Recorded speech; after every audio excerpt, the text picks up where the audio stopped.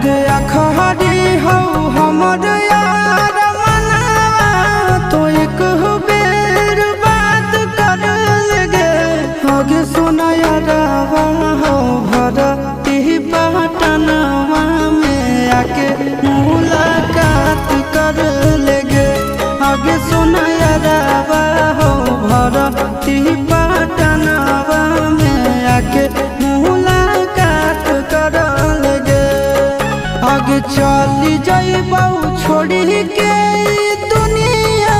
विदाई अपने हाथ कर लगे आगे सुना यारवा हो भरती पटनवा में आके मुलाकात कर लगे आगे सुना